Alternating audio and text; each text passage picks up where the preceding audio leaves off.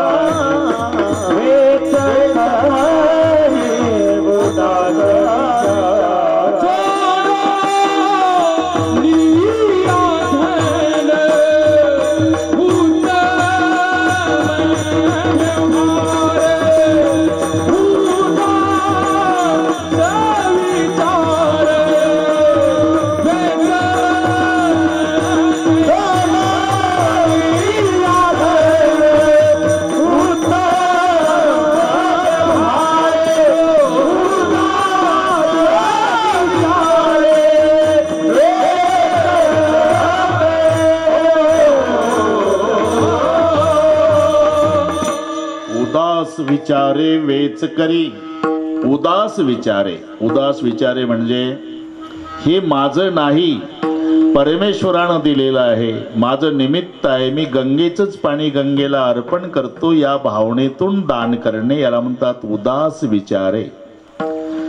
धनावर माणूस उदास कधी? अरे उदास होण्याची काही कारणं आहे. असंबंध ज्ञान आणि मिथ्या ज्ञान हे दोन महत्वाची कारणं उदासीनतेची आहे. ते मिथ्या आहे अथवा त्याचा माझा संबंध नाही, याला म्हणतात असंबंध ज्ञान. असंबंध म्हणजे रोज माणसं पेपर वाचतात, मोटरसायकलला जीप गाडीची धडक, मोटरसायकलवरचे दोघंही ठार, चहाचा घोट घेता घेता शेजारचे आले, पेपर वाचला का पाटील? बसा चहा घ्या.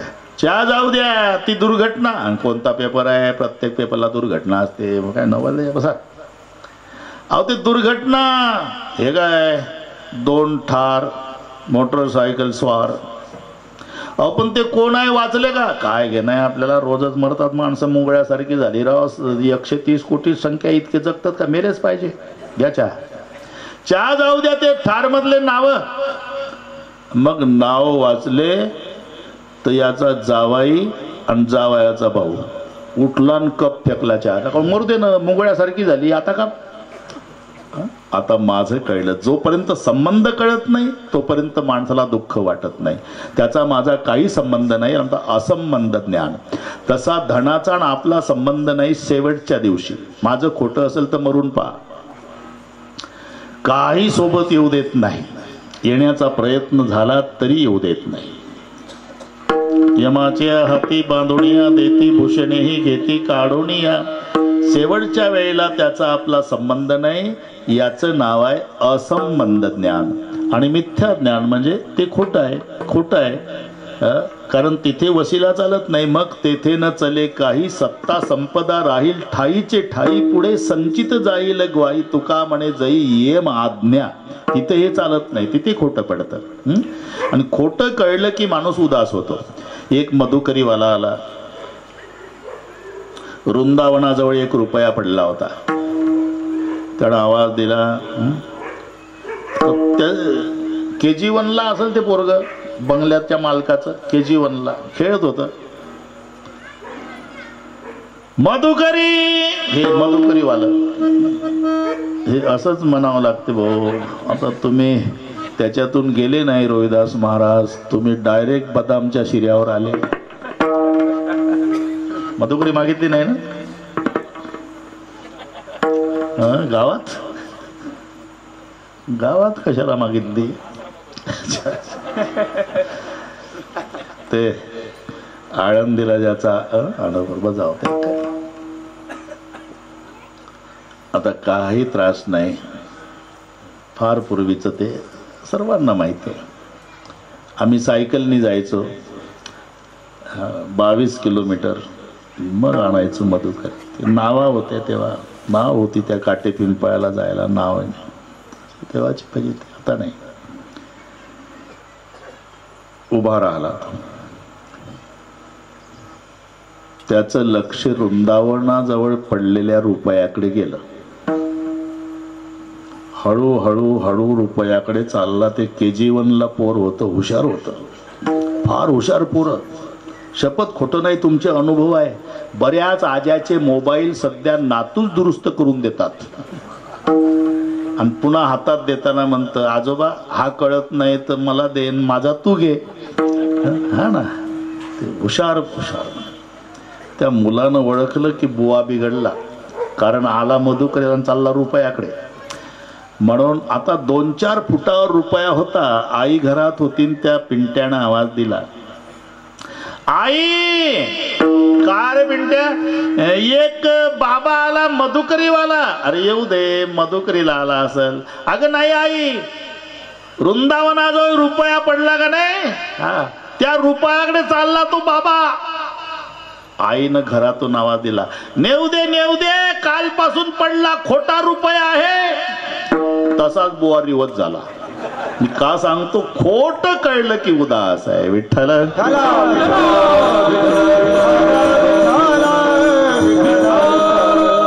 धनाच्या बाबतीत हे 2 प्रकारचं ज्ञान. एक उदास म्हणजे मिथ्या ज्ञान, त्याचं कारण उदास होतंय माणूस, आणि असंबंध. म्हणून त्याचा आपला शेवटच्या दिवशी संबंध नाही, ते आपल्या सोबत येणार नाही, अशा भावनेनं उदास होऊन वेच करा. उदास विचारे. रामकृष्ण परमहंसजी विवेकानंदांचे शिष्य, त्यांचं ते अग्नी सारखी धुनी असायची, आणि 3 वेळा जय श्रीकृष्ण म्हटलं की रामकृष्ण परमहंसजीला समाधी लागायची. जय श्रीकृष्ण, जय श्रीकृष्ण, जय श्रीकृष्ण, समाधी लागायची. असं सांगतात, त्यांच्या हातावर रुपया जर ठेवला तर त्यांना चटका बसायचा रुपयाचा. पूर्वी कागदाचे नोट नव्हते, विवेकानंदजीचा काळ, ते चटका बसल्यानं टाकून द्यायचे. विवेकानंदासारखे शिष्य म्हणाले, खरंच खरंच गुरुला धनाचा चटका बसत असेल का. एक दिवसचा प्रसंग असा आला की धुनी जळत होती. रामकृष्ण परमहंसजीनं 3 वेळा जय श्रीकृष्ण, बरं का श्रीकृष्ण डॉक्टर, जय श्रीकृष्ण आणि जय श्रीकृष्ण. 3ऱ्या श्रीकृष्णाला समाधी लागली, पण हात चुकून धुनीत पडला. धुनीत अग्नीनं जाळण्याचं काम सुरू केलं, तो करपट वास आश्रमात सुटला. शिष्य पाहता दृश्य, गुरुचा एक हात अग्नीत पडला, अग्नी जाळत आहे, गुरु समाधीत आहे. म्हणले ही संधी आहे. एक हात मोकळा होता, त्या डाव्या हातावर रुपया ठेवला. ठेवल्याबरोबर हात उलटा झाला, डावा रुपया खाली पडला. एक हात अग्नीला सहन करतो, पण धनाला एक हात सहन करत नाही. वैराग्य. आणि त्या रामकृष्ण परमहंसजीकडे एक मनुष्य आला. तेव्हाचा काळ 100 रुपये चांदीचे दान करायचे महाराज. ठेव इथं, आण तुळशीचं पान. संकल्प सोडला, पान टाकलं त्याच्यात, झालं तो समाधान. हो महाराज, आता माझं एक काम कर, सांगा ना, हे सगळेचे सगळे रुपये गंगेत नेऊन टाक. अरे तुला काय सांगतो, आता हे धन माझं झालं ना, हा आता काम कर ना माझं, देऊन टाक. ते मोठ्या कठीण अंतकरणानं गेलं. रोहिदास 10 वाजता गेलं. 1 रुपया टाकायचं, तळ्याला जाईपर्यंत बघायचं, आणि पुन्हा दुसरा टाकायचं. असं करून 5ला आलं. 7 तास 100 रुपये टाकायला. रामकृष्ण परमहंस म्हणाले, अरे का रे, कुठं गेला 7 तास. तुम्ही सांगितलं महाराज रुपये टाकू नये म्हणून. 100 रुपये टाकायला 7 तास लागतात का. खूप कष्टानं मिळवले होते महाराज. 1 टाकायचो, तळ्याला जाईपर्यंत बघायचो, मग दुसरा. का रे, ते धन मला दिलंय ना तू, हा, मग त्याच्यावर हक्क तुझा का माझा. तुमचा महाराज. मग माझं धन टाकायला तुला इतका वेळ लागत होता. याला म्हणत नाही उदास विचारे. हे आमचं नाहीच, परमेश्वरानं दिलेलं, आणि त्यांचंच आम्ही त्याला देतो. या भावनेतून दान करणे. उदास विचारे वेच करी. ठीक आहे महाराज, तुमच्या म्हणण्याप्रमाणे उत्तम व्यवसायानं धन मिळवलं आणि सत्पात्री उदास विचारे दान केलं तर त्याला फायदा काय? उत्तमची गती तो एक पावे, उत्तमची गती तो एक पावे,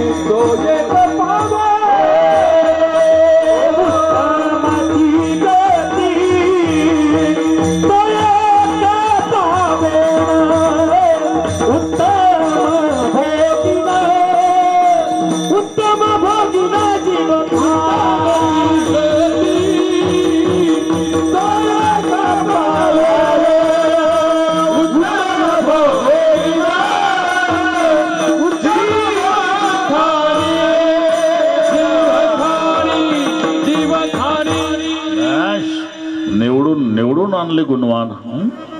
उत्तमची गती तो एक पावेल म्हणजे काय? उत्तम भोगेल जीव खाणी. पण तोच हा कशावरून हे पहा ठरलेला आहे.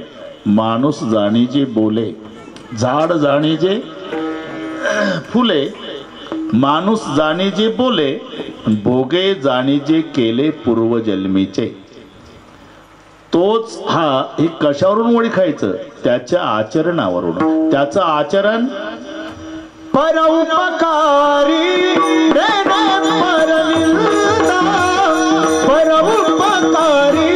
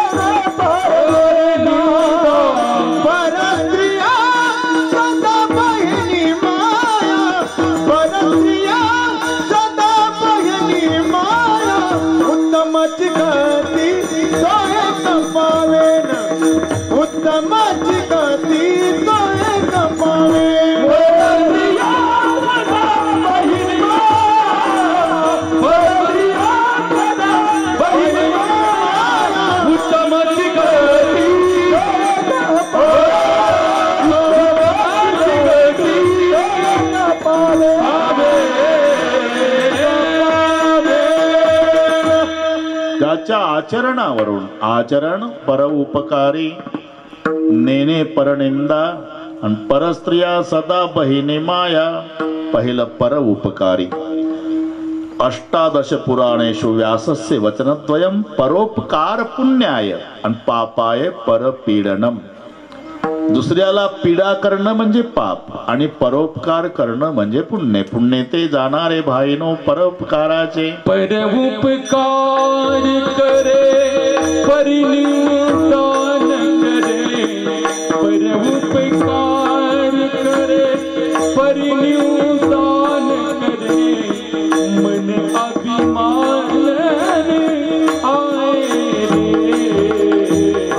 वैष्णव जन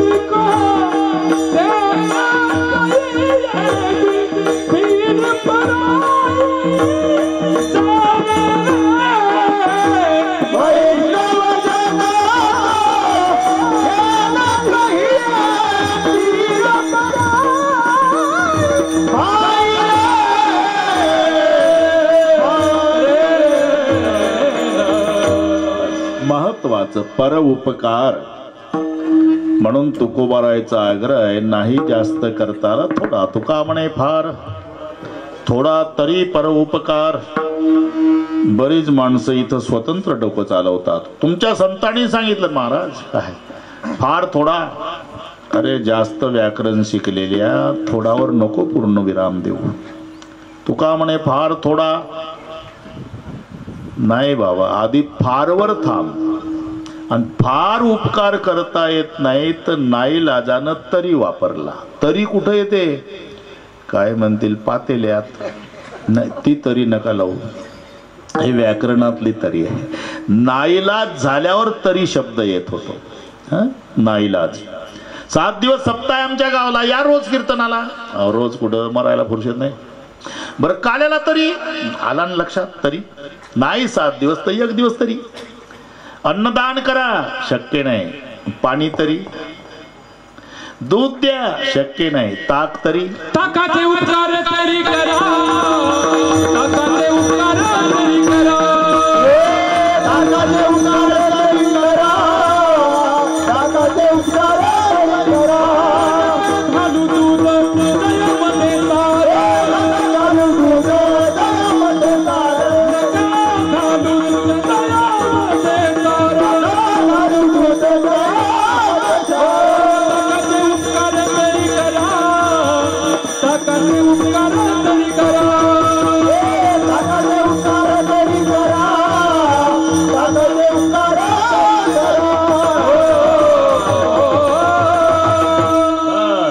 ताकाचे उपकार तरी करा. दूध नाही तर ताक तरी. अन्न नाही तर पाणी तरी. तसं फार नाही तर थोडा तरी. तुका म्हणे फार नाही जमत ना, मग थोडा तरी पर उपकार. पर उपकारी पुन्हा नेणे परनिंदा. तो कोणाची निंदा करीत नाही बरं का रोहिदास. आणि कोणी केली तरी रागावत नाही. येती निंदकापासी अशेषही पापे. जगातलं सगळे पाप निंदकाजवळ येत असतं. जर निंदा करणारा नसेल ना तुमची तर भाड्यानं आणा त्याला. जागा नसेल तर बंगल्याच्या शेजारी झोपडं बांधून द्या. त्याला सकाळचा नाश्ता चहा द्या. दुपारचं जेवण 3 वाजता चहा. रात्रीचं जेवण जमलं तर खर्चा पाण्याला पैसेही द्या. फायदा काय? फायदा बिना पाणी बिना साबू निर्मल करे सुभाए. निंदक नेहरे रखे अंगण कुटी छवाए. जर नसेल जागा तर अंगण कुटी छवाए. अंगणात झोपडं बांधून द्या. ते तुम्हाला स्वच्छ करण्याचं काम रात्रंदिवस करते निंदक. निंदकासारखं तुम्ही नाराज होत जाऊ नका. निंदा झालीच पाहिजे. निंदका एवढं प्रेम आईचं सुद्धा नाही. तुम्हाला खोटं वाटेल पण पटवून देतो. किती प्रेम आईचं लेकरावर असलं तरी लेकराची विष्ठा आई हातानं काढत नाही. वर्तमानपत्र, पुठ्ठा, कवेलाचा तुकडा, पत्रा तुम्हाला निंदेला विष्ठा म्हणतात. आई लेकराच्या विष्ठेला हात लावत नाही. पण निंदक जिभेनं काढतात. यापेक्षा काय प्रेम करावं तुमच्यावर त्यांनी. कारण निंदेला विष्ठा म्हटलेला आहे. ती केल्या जाते जिभेनं. म्हणून एकनाथ महाराज म्हणतात जगाच्या पाठीवर माझा श्रेष्ठ गुरु असेल तर निंदक. निंदक माझा गुरु एका जनार्दनाहुनी थोरू. म्हणून निंदक नेहरे रखे अंगण कुटी छवाय. 2 पार्ट्या माहिती आहे तुम्हाला. पार्ट्या म्हणजे तुम्ही समजता त्या नाही, महाभारतातल्या. कौरव पांडव. कौरव पांडव दोनों भाई एक सच्चा एक झूठा. कौरव पांडव दोनों भाई एक सच्चा एक झूठा. सच्चा तो वैकुंठ जावे झूठा नरक में बैठा. सच्चा तो वैकुंठ जावे झूठा नरक में बैठा. सच्चा तो वैकुंठ जावे झूठा नरक में बैठा. सच्चा तो वैकुंठ जावे झूठा नरक में. सच्ची बात कबीर की निंदा मत करना किसकी. सच्ची बात कबीर की निंदा मत करना किसकी. सच्ची बात कबीर जी की निंदा मत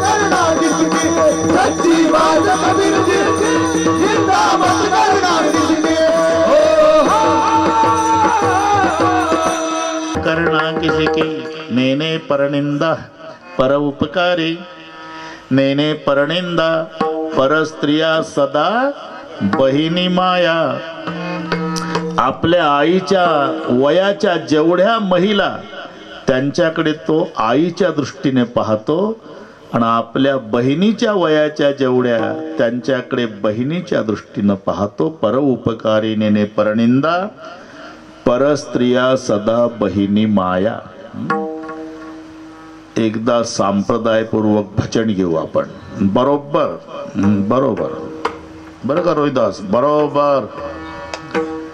वेळेच्या बाबतीत कोणीच टेन्शन घ्यायचं नाही. गायकवाड बाबा, नाही तर चकित व्हाल तुम्ही. कालचं रामायण हिंगोलीला संपलं 1:30 वाजता. 500 किलोमीटर रात्री आलो. 8 ते 10 नाशिकचं कीर्तन. सकाळी 9:30 ते 11:30 नेवासा तालुक्यातलं घोडेगाव जवळ.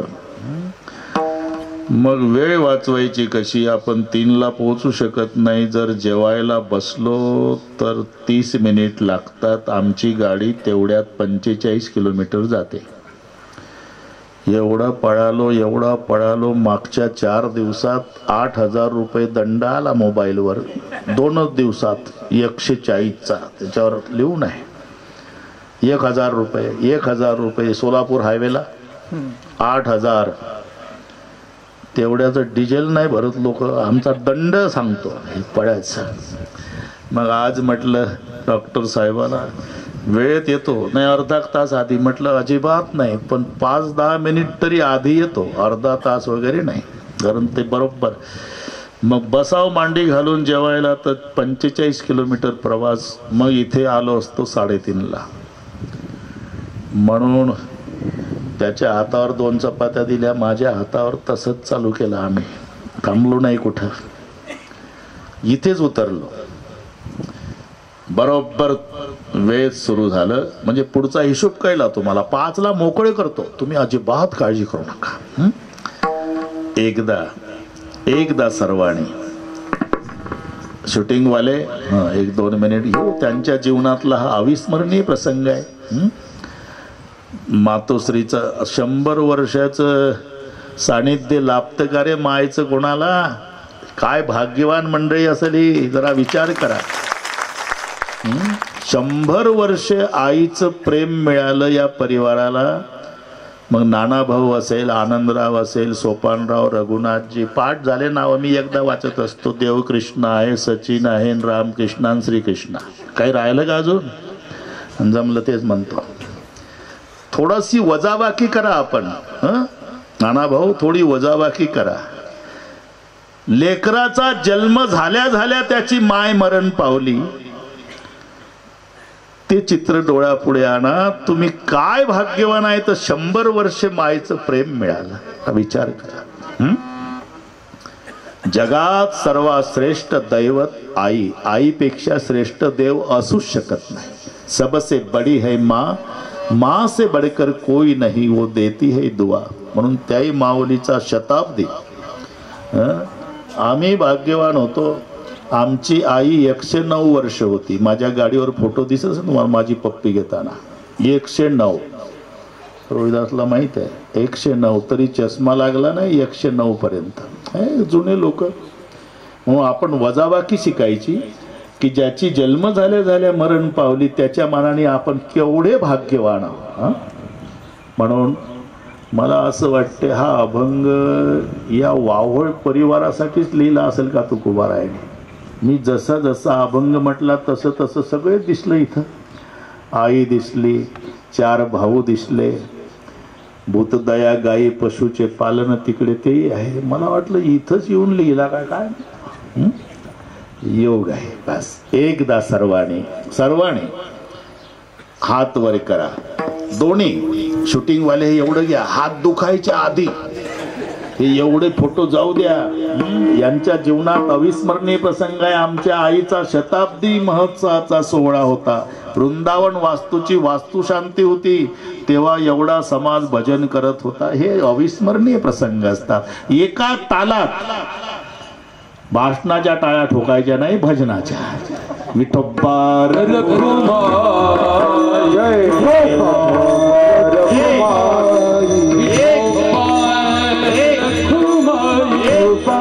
हात वर एवढं शूटिंग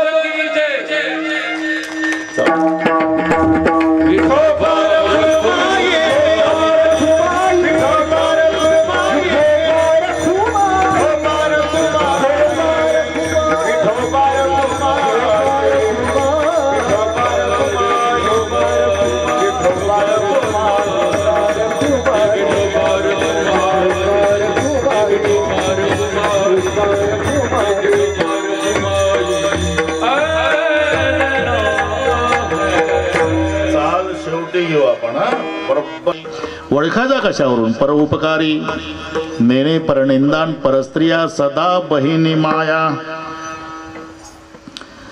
महाराज उत्तम व्यवसायानं धन मिळवायचं म्हणजे काय, कसं नेमकं? महाराज म्हणले तुम्ही करता काय? आम्ही शेती करतो महाराज. शेती असं आहे का?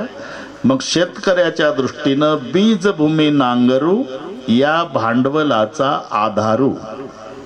बियाणं, जमीन आणि नांगर नवे. कुणबी शब्दाची व्याख्या काय आहे? तुकोबारायण स्वाभिमानाने म्हटले का नाही? बरे देवा कुणबी केलो. कुणबी, कुणबी म्हणजे काय? त्या शब्दाचा जन्म कुळव आणि बी याच्यातून झालेला आहे. हे शब्द जन्माला आले उगच नाही. कोल्हाटी, लाठी कोलण्यामध्ये समाज तरबेज आहे तो कोल्हाटी. कोल्हाटी समाज लाठी फिरवण्यात तरबेज. कोलणे लाठी, लाठी कोलण्यात तरबेज तो कोल्हाटी. कुळव आणि बी ते शेतीची मशागत करण्याचं बैलावरचं साधन कुळव. कुळव कुबोटा नाही, कुबोटा आता निघाला. कुळव, कुळवाच्या द्वारा शेतीची मशागत करणे आणि शेती मशागत तयार झाली वापसा साधला की बी पेरणे. हे दोनच उद्योग ज्याला माहिती आहे. कुळवानं शेतीची मशागत आणि बी पेरून पीक घेणे. कुळव आणि बी, कुळव आणि बी याच्याशी ज्याचा निकटचा संबंध आहे तो कुणबी. कमळाचा ये संपून पानाचा न कधी घुसला हे अपभ्रंश कधी झालं कुणबी. नाही तर कुळव आणि बी. लक्षात घ्या. तुम्ही काय करता? आम्ही शेती करतो. मग बियाणं, जमीन आणि नांगर याच्या भांडवलाच्या आधारे जो मिळणारा पैसा आहे, मिळणारं धन आहे ते उत्तम व्यवसायानं मिळालेलं धन. महाराज हे जुनं झालं. आता पूर्वी होतं उत्तम शेती, मध्यम व्यापार, कनिष्ठ नोकरी. आता काय झालं? आता खालचं वर गेलं महाराज आणि वरचं खाली आलं. आता कनिष्ठ नोकरी होती ती उत्तम झाली आणि शेती उत्तम होती ती कनिष्ठ झाली. 100 एकर जमीन, गायकवाड बाबा, 100 एकर जमीन अर्ध्या एकरात वाढा आणि एकुलता एक मुलगा तरी लग्न जुळेना मुलाचं. पार्ट्याच्या पार्ट्या यायच्या आणि मिष्टान्न खाऊन जायच्या. वैतागून गेला घर मालक. एकुलता एक मुलगा, जमीन 100 एकर, वाडा अर्ध्या एकरात, मुलगा एकच पण लग्न होईना. मग त्यानं वेगळं डोकं चालवलं. मोबाईल विचारून घेतलं किती पाहुणे येणार आहे. मग त्यांनी सांगितलं 12 पाहुणे. इथंही 12 पोरं तयार ठेवले. घरमालकानं प्रत्येकाच्या हातात टावेल पाट मांडून तयार, गरम पाण्याच्या बादल्या. आणि जेव्हा ते 12 पाहुणे गाडीतून उतरले प्रत्येकाला पाटावर उभा केला. तसे देव आले आपल्या वाड्यात. आणि ते बैल धुतले, आपलं हे पाय धुतले पाहुण्याचे. आणि मग गादीवर लोडाला टेकून बसले. मग कांदा पोहे, उपीट, इडली बरोबर आहे ना? हा. पाहुणे हुशार, जेवेपर्यंत विषय काढला नाही, हुशार पाहुणे. मग पंगत बसली, दाबून जेवले, मग पानाचे विडे, आणि मग विचारलं मुलगा काय करतो. मी म्हणतो आल्या आल्या काही अडचण होती, दाबून खाल्ले. एकानं 25 गुलाबजाम दाबले, आणि मग विचारतात मुलगा काय करतो. मुलगा 100 एकर जमीन, अर्ध्या एकरात वाडा, एकुलता एक. बापाचं उत्तर. म्हणजे लग्न जमलं पाहिजे म्हणून एका वाक्यात बोलायचा बाप.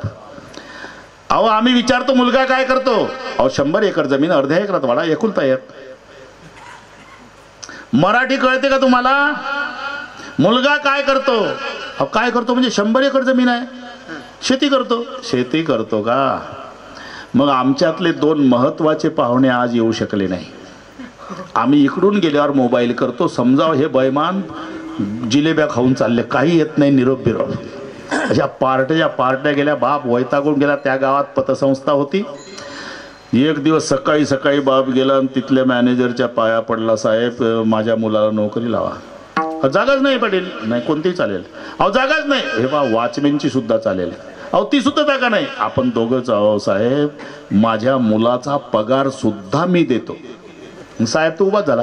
मग नोकरीची गरज काय? लग्नच होत नाही हो. मग उद्यापासून सांगेल ना पठ्ठ्याचा पोऱ्या वॉचमॅन आहे म्हणून. हे खाली आहे. लक्षात शेती ते वर गेलं. उत्तम शेती होती पूर्वी जमत होतं. पूर्वी पाटील उठायच्या आधी 5-50 मजूर दरवाजात येऊन बसायचे. संडास बिंडास नव्हते. डबडं घेऊन पाटील बाहेर जायच्या वेळेला, आणि ते मजूर गया वया, पाटील काम द्या गरीबाला, काम द्या पाटील, मालक काम द्या गरीबाला. पूर्वी.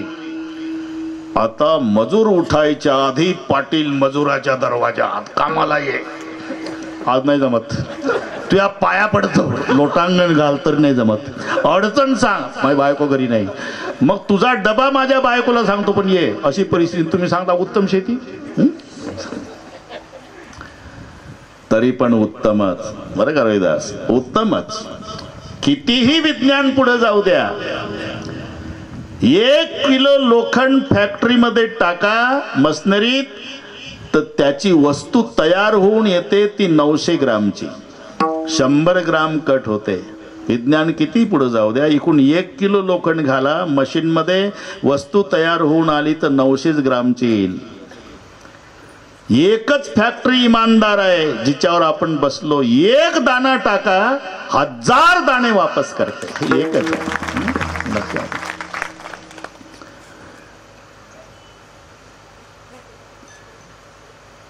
त्यालाच विसरलाय मुख्य घटक. एखादी नटीन काय तिनं नाटक केला तर 2-2 महिने चॅनलवाले तिलाच दाखवतात. आणि हा जगाचा अन्नदाता लक्षात घ्या. म्हणून माझी विनंती आहे, नाही काही करता आलं तर दोघाला विसरू नका. जेवायच्या वेळेला कास्तकाराला विसरू नका, आणि झोपायच्या वेळेला सीमेवरच्या जवानाला विसरू नका. आपण थोडा विचार करा. कितीही विज्ञान पुढे जाऊ द्या, आणि किती नोटा वेगवेगळ्या कलरच्या निघू द्या, तरी बटाट्याच्या भाजीसोबत 2000ची नोट खातं का कोणी? चपातीच लागल. आणि तो आमचा कास्तकारच पिकवतो. घाम गाळून जमिनीतून निर्माण करतो. त्याला एवढी गरज नाही. 4 लोकांचा परिवार 10 क्विंटल धान्य पाहिजे त्याला, मग 100 क्विंटल पिकवतो कशासाठी? जनतेने विचार करायचा. 90 क्विंटल समाजासाठी आहे. म्हणून अन्नदाता म्हणतात त्याला. तसं झोपी जाताना सीमेवरच्या जवानाची आठवण करा. त्यांच्या खांद्यावर रायफल रात्रभर आहे, म्हणून आमची सुखानं झोप आहे दोघाला. ते तुम्ही सांगताय महाराज, पण ते नाही व आता ते नाही जमत. उत्तम शेती. तर मग काय म्हणणं काय आहे? काही नाही, काही जोडधंदा सांगा. आहे ना जोडधंदा? भूत दया गाई पशुचे पालन, भूत दया गाई कोकरकर सेठ पशुचे पालन, जागा आहे. भूत दया गाई पशुचे पालन, भूत दया गाई पशुचे पालन,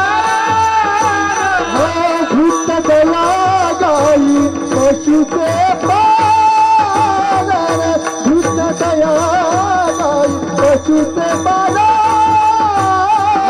भूत दया गाई पशुचे पालन भूत दया गाई पशुचे पालन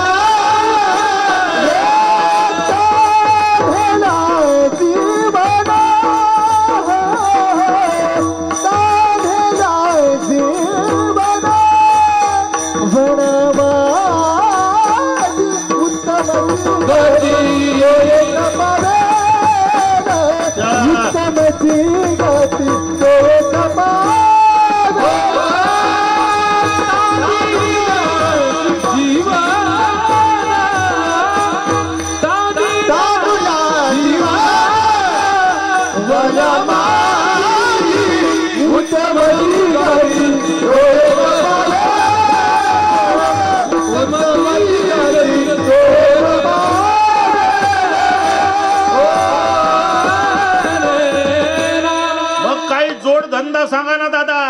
जोडधंदा आहे ना, जोडधंदा काय कुक्कुट पालन हा मायबाप सरकारचा.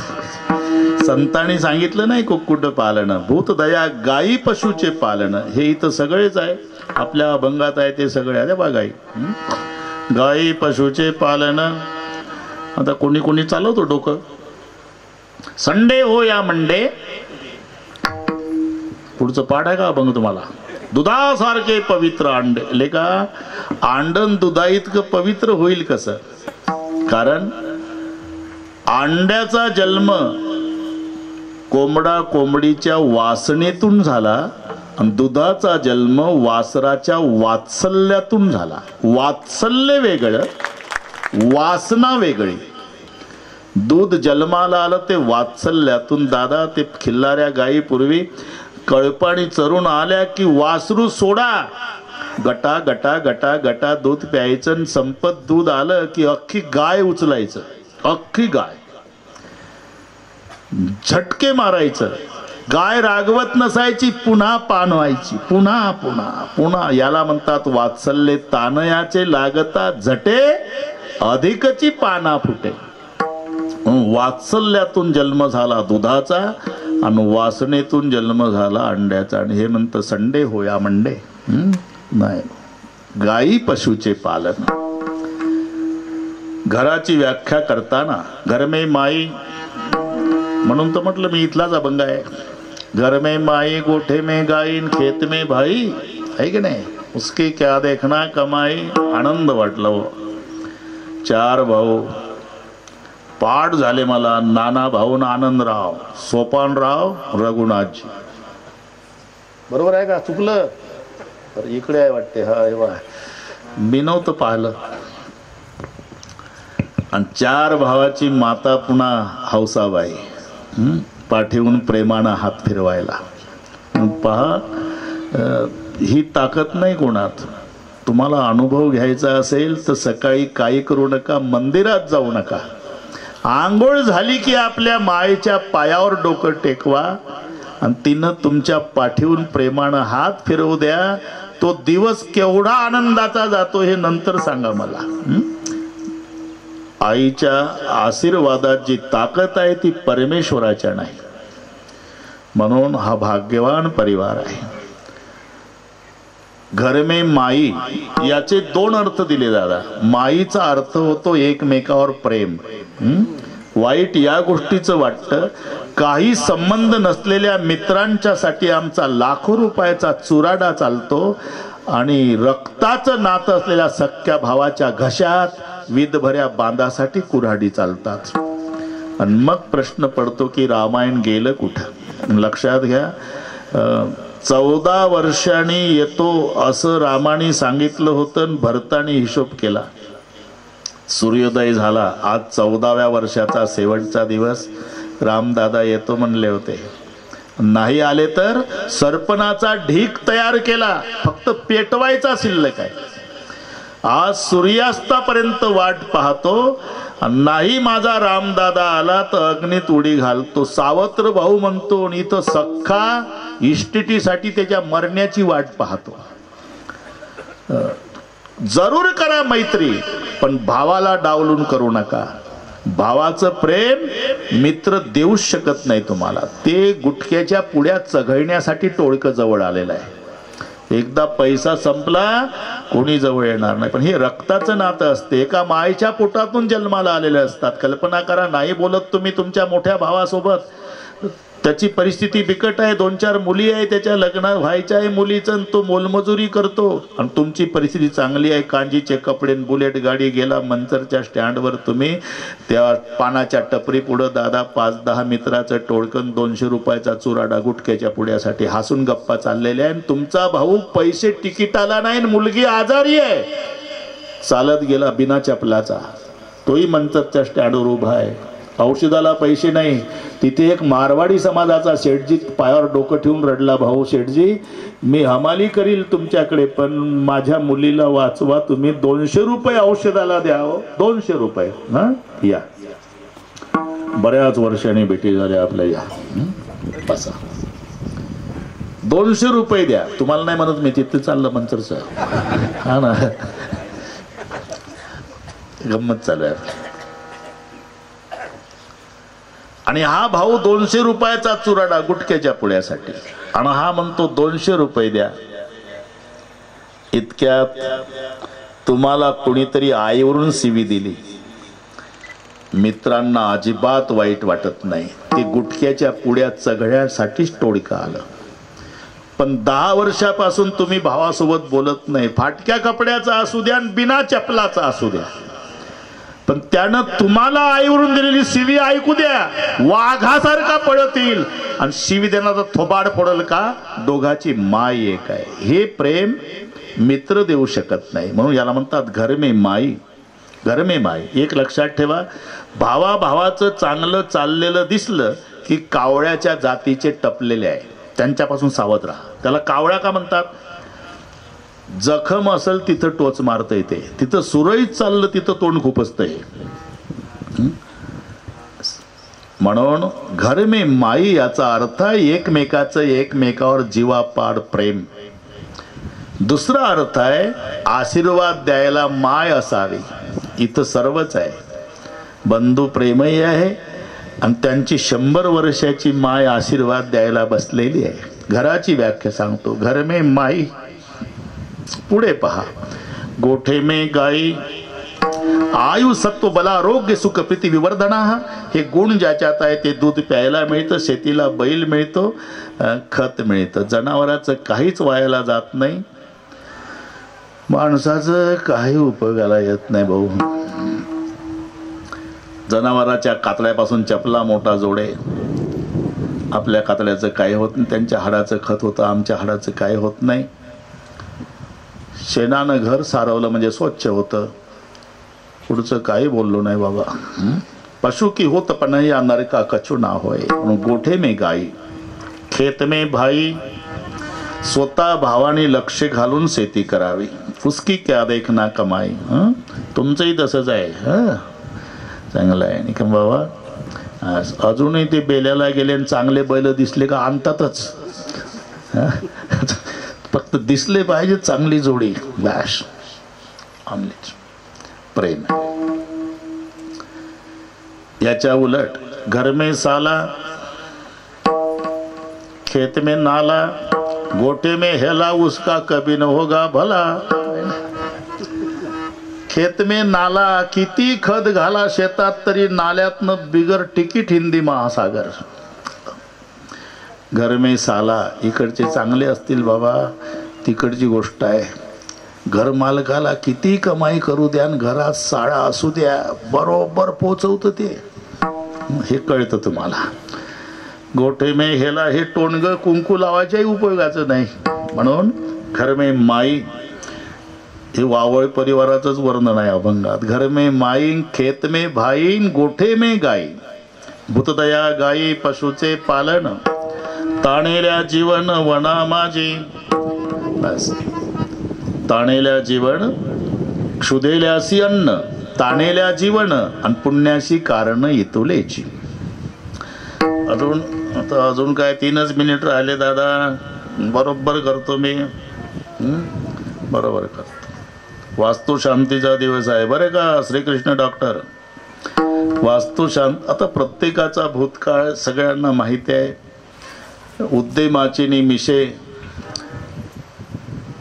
भाग्याचे नि भडसेन मग संपत्ती जात आपैसे घर रिघे.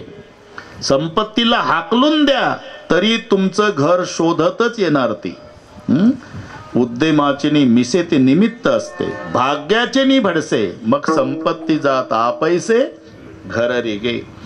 आणि मग हे एवढं वैभव वास्तुशांतीचा दिवस आणि बाप लेकन ते सगळे उभे स्वागताला. दिवसभर जेवून जा बरं का, जेवून जा बरं का, जेवून जा बरं का. आणि सायंकाळी 7 वाजता निकम साहेब एक फॅट आली, थांबली. कोण आलं भाऊ आता म्हणून ड्रायव्हर उतरला, माग गेला, मागचा दरवाजा उघडला आणि आतल्या व्यक्तीला हात दिला आणि हात धरून बाहेर व्यक्ती निघाला. पाहिलं 95 वर्षाचे मारवाडी समाजाचे शेठजी, गांधीजी सारखी ऐणक, ते नेहरू सदरा टोपी, लटलट मान हलतीन. त्या सब शेठजीला पाहिलं आणि घर मालकाच्या लक्षात भूतकाळ आला. बापरे, ज्याच्या उसात दारे धरले मी तो माझा मालक आज वास्तुशांतीला आला. म्हणून घर मालक गेला, शेठजी ही अपेक्षा नव्हती, तुम्ही यावं या वयात म्हणून पत्रिका दिली होती. अरे माझ्या उसात 10 वर्षे दारे धरले बाबा. तुमच्या आईची आठवण आली शेठजी मला. जुने धोत्र पाठवायची, गारठ्याचे दिवस आहे, गरीबाचं पोर शेतात राहत, भाकरी पाठवायची. खूप जीव लावला तुमच्या आईनं. अरे ते जाऊ दे रे, पण हे तुझं वैभव पाहलं, माझ्या संपत्तीला लाजविल एवढं मिळवलं. मग बापाचे डोळे भरून आले. माझं काही नाही शेठजी, माझं काही नाही, मी जन्मभर तुमच्या उसात दारे धरले असते, पण माझा पठ्ठ्याचा पोऱ्या कर्तबगार निघाला आणि त्याची ही कर्तबगारी आहे. याला बाप म्हणतात. इतक्यात मुलगा आला. अरे बाप म्हणला, अरे ह्या शेठजीनं मला खूप सांभाळलं बाबा आपल्या आपत काळामध्ये. मग मुलगा पाया पडला. शेठजीचे डोळे भरून आले. अरे तुझ्या बापाचा काळ बघितला, 2-2 दिवस उपवासी माझ्या शेतात राहायचा, पण सुतईचा सडा चोरला नाही. इमानदार तुझा बाप. पण हे तुझं वैभव पाहिलं ना, माझ्या संपत्तीला लाजविल एवढं मिळवलं तू. मुलगा रडला. माझं काही नाही शेठजी, मग हे सगळे दिसतं ना, हे माझ्या बापाची पुण्याई आहे. वाढवी महत्व वडिलाचे, वाढवी महत्व वडिलाचे, वाढवी महत्व वडिलाचे, वाढवी महत्व वडिलाचे. शांती रूप नोहे कोणाचा वाईट, शांती रूपी न रे कोणाचा वाईट. ओ वाढवी महत्व वडिलाचे, वाढवी महत्व वडिलाचे, हे वाढवी महत्व वडिलाचे, वाढवी महत्व वडिलाचे. बापानं म्हणावं माझ्या मुलाची कर्तबगारी, पण मुलानं म्हणावं शेठजी माझं काही नाही, खरी माझ्या इमानदार बापाची पुण्याई. वाढवी महत्व वडिलाचे, शांतीरूप नव्हे कोणाचा वाईट. वाढवी महत्व वडिलाचे. म्हणून तुकोबाराय म्हणतात, आतापर्यंत जे सांगितलं, उत्तम व्यवसायाने धन मिळवायचं, उदास विचारे सत्पात्री दान करायचं, पराव्या नारी माऊली समान मानायच्या, गायी पशुचं पालन आणि शांती वृत्ती, महत्व वडिलाचं, याला गृहस्थाश्रम. तुका म्हणे हो आश्रमाचे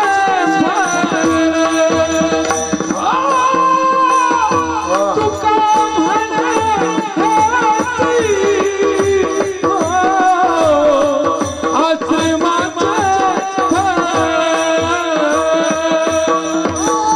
तुका म्हणायची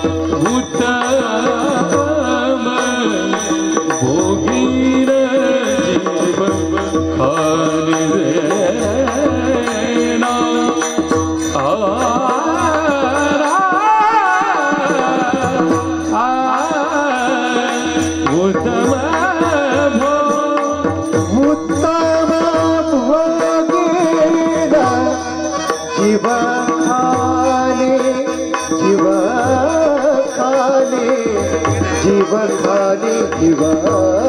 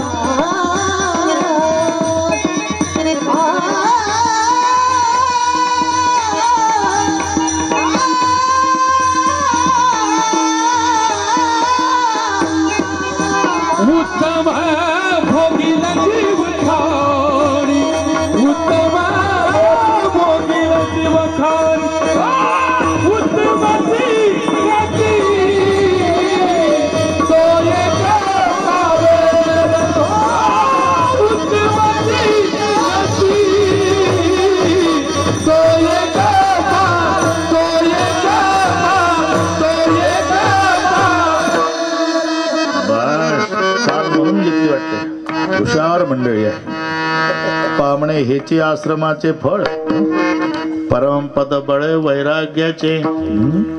अतिशय सुंदर नियोजन केलं, सुंदर कार्यक्रम झाला.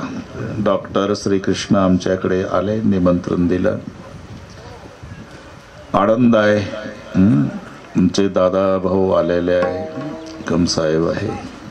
दादा भाऊ भाग्यवान, त्यांच्या वडिलाचं खूप सानिध्य लाभलं. शताब्दी केला आम्ही. वडसे पाटील होते शताब्दी. क्वचितच परिवाराला हे भाग्य मिळत असतं. इथेही शताब्दी महोत्सव आहे. फक्त जाता जाता 2 मिनिट यासाठी घेतो. प्रत्येक मुलाने ओळखायचं मायबापाची इच्छा काय असते. एकच इच्छा आहे, शेवटच्या श्वासापर्यंत माझ्या लेकरांनी एकमेकावर प्रेम करायचं आणि गुण्या गोविंदाने राहायचं. भावाचं भावावर जीवापाड प्रेम पाहलं की मायबाप बिना औषधाचे 10 वर्ष जास्त जगतात, हे लक्षात ठेवा. आणि घरात भावाभावाची भांडणं रोजची सुरू झाली की 6 महिन्यातच मायबाप जगाचा निरोप घेतात. म्हणून डॉक्टर साहेब योग आहे, चौघाला चौघच आहे पुन्हा, आहे की नाही. नाना भाऊ, आनंदराव, सोपानराव, रघुनाथजी यांचं जसं प्रेम एकमेकावर होतं ना, तसंच रामकृष्ण, श्रीकृष्ण, देवकृष्ण आणि सचिन तुमचंही तसंच जीवापाड प्रेम एकमेकावर राहू द्या. बस याच्यासारखा जीवनात आनंद नाही. माऊलीचं भजन होईल, जय विठ्ठल होईल बरं का दादा. आणि मग घर मालक इथे येऊन तुमचे आभार मानतील, जेवल्याशिवाय जाऊ नका म्हणतील, तो त्यांचा अधिकार आहे. आपल्याला इथलीच चपाती खायची असल्यामुळे आपण कोण सांगणार जेवून जा, सासूच्या धनावर जावाय उदार, ते त्यांनी सांगायचं, हा अधिकार घर मालकाचा. आम्ही राखीव ठेवतो. ज्ञानेश्वर माऊली ज्ञानराज माऊली तुकाराम, ज्ञानेश्वर माऊली ज्ञानेश्वर माऊली ज्ञानराज माऊली तुकाराम. विठ्ठल जय जय विठ्ठल विठ्ठल जय विठ्ठल जय बोलिले कोरे वेळे वाकुडे उत्तरे नाही उच्चारिला अधिकार राज महाराज महाराज तुका म्हणे ज्ञानी करा राजा पाया करा करा क्षमा. झाले समाधान तुमचे देखिले चरण, आता उठावे ते मना हे चढाई. सुरुवारी कल्पने येते चापड देखील, आता उठावे ते मना हे चढाई. तुका म्हणे भोग गेला निवारला, आता उठावे ते मना हे. आज करोनी आरती चक्र पाणी ओवाळते, आज पुरले नवस धन्य काळ. पावत कळा पुण्यवंत तुम खाली बसा खाली बसा. ओ तुकावा हे टाळी उभा धन्य जवळ, आज पुरले नवस प्रेमाचा प्रेम आरती गोविंदाचे ओवाळते. धन्य ते लोचन बाळा प्रौढा आणि मुद्दा ओवाळते परमानंद. धन्य धन्य ते लोचन नामा म्हणे केशवाची देखून राही लोचन. धन्य धन्य ते लोचन निर्जन. आरती ज्ञान राजा महाकैवल्य तेजा सेवेती साधू संत. मनोविदिला माझा आरती ज्ञान राजा, लोपले ज्ञान जगे जनाचे कोणी अवतार पांडुरंग. नाव ठेविले त्याने आरती ज्ञान राजा महाकैवल्य तेजा सेवेती साधू संत. मनोविदिला माझा आरती ज्ञान प्रगट गुय बोले विश्वा ब्रह्माचे गेले रामाजनार्दनी. महाकैवल्य तेजा सेवेती साधू संत. मनोविदिला माझा आरती ज्ञान. आरती तुकारामा स्वामी सद्गुरुनामा सच्चानंद मूर्ती. पाय राघव्या आरती तुकाराम. राघवे सागरात पाचान तारिले तैकी तुकोबाची.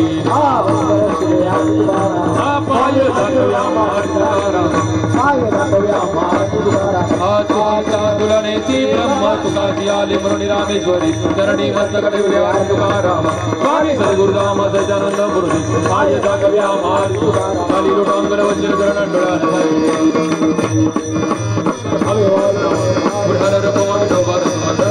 हीच भावी माझी पंढरीचा वार करे संत संग सर्व काळ. पंढरीचा वार करे चंद्रभागेशना. पंढरीचा वार करे मागणे गज प्रती आहे. या संताच रे हे जिमदे तुका उदार तू हाय मज ठेवी पायी